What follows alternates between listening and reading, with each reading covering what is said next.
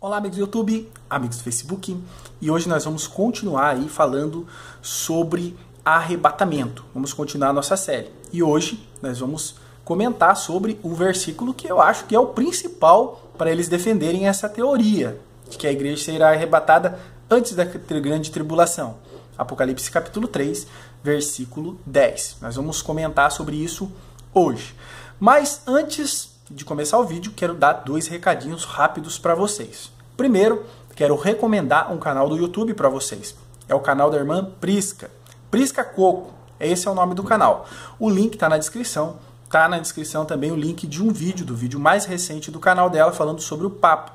E eu recomendo muito que você assista esse canal, que você siga essa irmã. Não concordamos em 100% das coisas, mas concordamos nas coisas mais importantes e isso é o que realmente importa. Segundo ponto é as pessoas que estão esperando pelo vídeo que foi gravado na escola dominical, Ezequiel capítulo 28, tá? Peço que tenham mais um pouco de paciência, que o vídeo logo estará no ar. Ele precisa ser editado e isso leva muitas horas e o tempo é bem curto. Muito bem, então nós vamos comentar hoje sobre a igreja de Filadélfia, que em Apocalipse capítulo 3, versículo 10, está o versículo que eu acho que é o mais importante para os pré-tribulacionistas, que diz o seguinte, olha lá.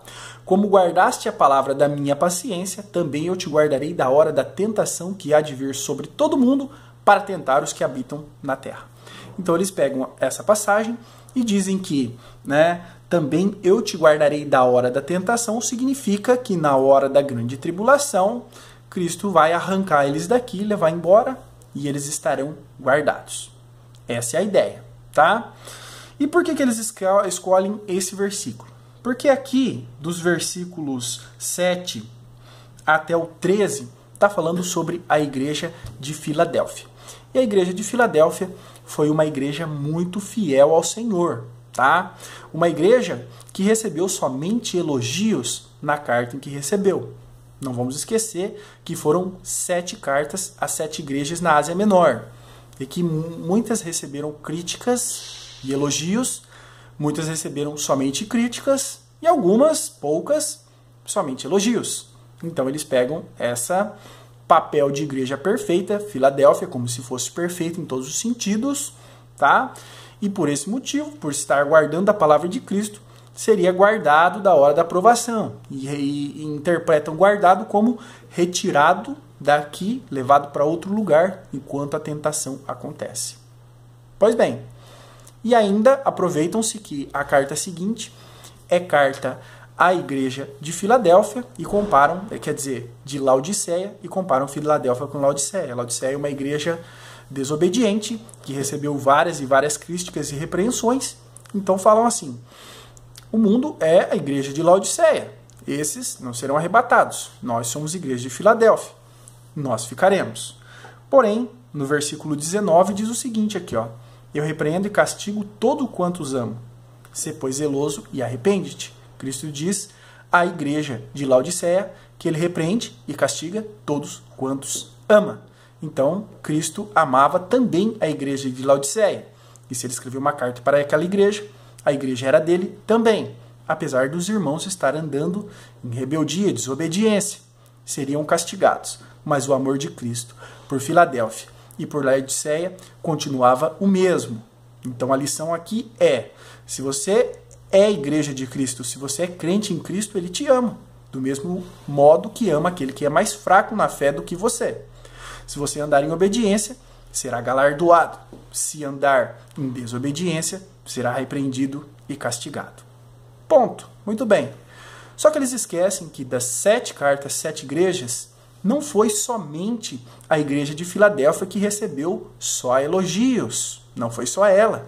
Existiu também, dentre essas 7 igrejas, uma outra que andava de acordo com a vontade do Senhor, que também recebeu somente elogios. Capítulo 2, no versículos 8 até 11, fala da igreja de Esmirna. Vamos ler sobre a igreja de Esmirna aqui, olha. E ao anjo da igreja que está em Esmirna, escreve. Isto diz o primeiro e o último, que foi morto e reviveu. Eu sei as tuas obras e tribulação e pobreza, mas tu és rico. E a blasfêmia dos que se dizem judeus, mas não o são. mas são sinagoga de Satanás. Nada temas das coisas que hás de padecer. Eis que o diabo lançará algum de vós na prisão, para que sejais tentados, e terei uma tribulação de 10 dias. Sê fiel até a morte, dar-te-ei a coroa da vida. Veja uma igreja que também recebeu uma carta, no mesmo contexto que recebeu a carta de Filadélfia, e que foi uma igreja fiel e temente ao Senhor. Porém, aqui ela estava sendo ameaçada. Como? Cristo promete que Satanás enviaria alguns deles para a prisão e que sofreriam uma tribulação de 10 dias. Mas Cristo não promete livrá-los. Promete que daria forças a eles para suportar tudo isso. E Cristo pede uma coisa para eles: ser fiel até a morte e dar-te-ei coroa da vida.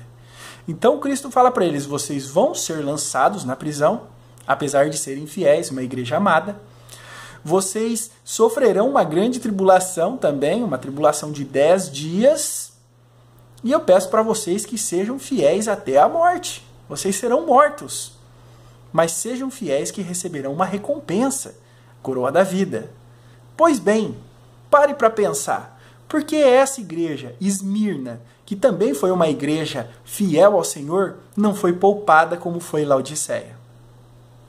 Porque ela foi deixada passar por essa tribulação. Então nós vemos aí que não faz sentido você pegar, excluir 6 cartas para colocar uma de acordo com aquilo que você pensa e apoiar uma doutrina somente em um versículo, Apocalipse 3:10. E a discussão fica grande sobre a interpretação do que é guardar. Os pré-tribulacionistas acreditam que guardar é retirar daquele lugar e guardar em outro lugar. Os pós-tribulacionistas que brigam nesse versículo dizem que guardar é como o guarda-costa, que protege aquela pessoa mesmo estando no meio. Por exemplo, um cantor vai passar por entre ali aquela multidão que está assistindo ele. Ele é cercado de guarda-costa. Ele não é tirado do meio da multidão, mas é guardado ali para que nenhum mal aconteça a ele. Eu fico com a segunda opção. Acredito que Deus, ele tem poder de nos guardar, mesmo dentro da grande tribulação. Não é impossível. E para os pré-tribulacionistas, parece que é impossível que Deus consiga guardá-los dentro da grande tribulação. Parece que é impossível. Quando eles veem aqueles sinais maravilhosos, terremotos, fogo caindo do céu, pestes, doenças, mortes, guerras, parece que para eles é impossível que Deus os guarde dentro da grande tribulação. Isso é menosprezar o poder de Deus. Deus tem poder sim para guardar qualquer um de dentro da grande tribulação. E Deus vai direcionar a sua ira, os seus castigos, as suas pragas, somente aqueles que são infiéis. E a gente tem base bíblica para apoiar isso? Sim, nós temos. Nós temos aí até base bíblica para uma grande tribulação que não foi tão grande, mas que é um exemplo do que será. Nós vemos em 586 a.C., o cerco de Nabucodonosor a Jerusalém. Cercou, sitiou a cidade por 3 anos. E ele cercou, nada entrava, nada saía da cidade. E aquele povo foi ficando com fome. E aquele povo foi ficando com sede. Tão grande foi a fome naquela época que chegou-se também ao ponto de uma mãe cozinhar o próprio filho para comer, tá? De tão terrível que foi aquela fome. Mas chegou o momento em que Nabucodonosor invadiria Jerusalém para tomar o poder, para tomar a cidade, tá? E nesse momento ele invadiria matando a todos. Será que haveria livramento naquele tempo para os que fossem fiéis a Deus, para os que servissem de coração? Havia sim servos fiéis e sinceros. Temos até um exemplo, né? O profeta Jeremias, que era um profeta do Senhor e que esteve lá naquele momento. E que no livro das Lamentações de Jeremias ele relatou tudo o que ele viu naquela terrível tribulação que foi a invasão de Jerusalém por Nabucodonosor. Quando a gente vai em Ezequiel, no capítulo 9, Deus dá uma revelação de como foram livrados aqueles que eram fiéis e que eram sinceros no momento da invasão, tá? E aqui fala que havia lá dentro da cidade um homem vestido de linho branco com um tinteiro, com uma caneta de marcar. E Deus dá uma ordem para ele. Vamos ler aqui. Ezequiel capítulo 9, versículo 4 em diante. E disse-lhe o Senhor, passa pelo meio da cidade, pelo meio de Jerusalém, e marca com o sinal as testas dos homens que suspiram e que gemem por causa de todas as abominações que se cometem no meio dela. Passa por dentro de Jerusalém, e aqueles que suspiram, aqueles que não acham bom os pecados que se cometem em Jerusalém, marca eles na sua testa. Bem, e aos outros disse, ouvindo eu, passai pela cidade após ele e feri, não poupe o vosso olho, nem vos compadeçais. Matai velhos, jovens, virgens, meninos e mulheres. Então, quando Nabucodonosor entrasse, simbolicamente, aqueles que fossem fiéis seriam marcados. E eles sobreviveriam àquele terrível desastre. Veja, Deus não tirou os fiéis de dentro de Jerusalém, quando ela estava cercada e quando ela estava passando uma fome e tribulação horrível. Deus não os tirou. Pelo contrário, Deus os marcou, certo? E quando Nabucodonosor entra, aqueles que são fiéis são poupados. Versículo 8 diz o seguinte: sucedeu, pois, que havendo ele os feridos e ficando eu de resto, caí sobre a minha face. Feriu os infiéis, e um fiel sobrou e foi poupado. Deus sim tem condições de poupar aqueles que são fiéis, mesmo dentro da grande tribulação. Deus é todo-poderoso e para ele todas as coisas são possíveis. Deus também permitirá que durante a grande tribulação muitos crentes morram pela sua fé e pelo seu testemunho. E esses receberão a coroa da vida, grande galardão, como prometido para a igreja de Esmirna. Muito bem, quero também, para encerrar o vídeo, ler um comentário que fizeram em um vídeo da Prisca, tá? Da Prisca Coco. Esse comentário que fizeram no vídeo dela foi no vídeo em que ela falava de arrebatamento e ela defendia arrebatamento após a grande tribulação. Deixa eu ler aqui, ó. Prisca, se o seu noivo morasse em Nova York e você soubesse que lá haveria um grande terremoto e você pudesse, não iria buscá-lo? Olha só que apelativo e uma conjectura sem base bíblica. Ele faz uma pergunta. Você, se tivesse um noivo, ou se você tivesse uma noiva, numa cidade e soubesse que ia dar um grande terremoto, uma catástrofe terrível, você não iria buscá-lo? O que ele quer dizer? Quer dizer que Cristo, sabendo que a sua noiva, que é a igreja, estará na terra durante a grande tribulação, você acha que ele não iria poupar ela? Eu já fiz um vídeo comentando sobre esse tipo de comentário que é maldoso e que é descarado e que é um comentário aí ardiloso. Você pode assistir aqui. Mas eu quero fazer uma contrapergunta a esta pergunta.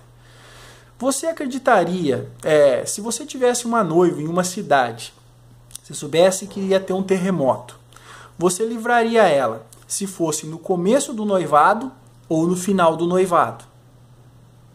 Preste bem atenção na pergunta. Você tem um ano de noivado. Se fosse no comecinho do noivado, você livraria ela ou você só livraria ela no final do noivado? Qual é o motivo dessa pergunta? Quer dizer que Cristo vai livrar a sua noiva no momento final, quando o anticristo se manifestar. É nesse momento que ele vai livrar a sua noiva. Por que ele não livrou a noiva dele no passado?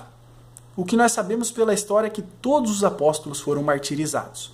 O que nós sabemos na história é que a Inquisição, na Idade das Trevas, matou milhões de cristãos. O que nós sabemos é que hoje em dia os islâmicos matam centenas de milhares de cristãos.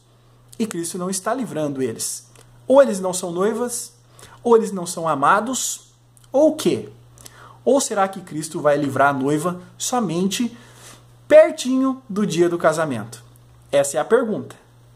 Se fosse minha noiva, livraria desde o começo. Cristo, ele ama a sua noiva e ele sabe que mesmo morta, ele pode devolver a vida dela. Ele sabe que mesmo esfolada e ralada, ele pode devolver toda a beleza à sua noiva.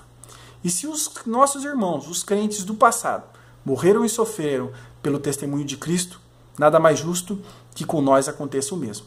Se Cristo, que é o nosso Senhor e Salvador, sofreu, foi ralado, foi moído e morreu, imagina nós.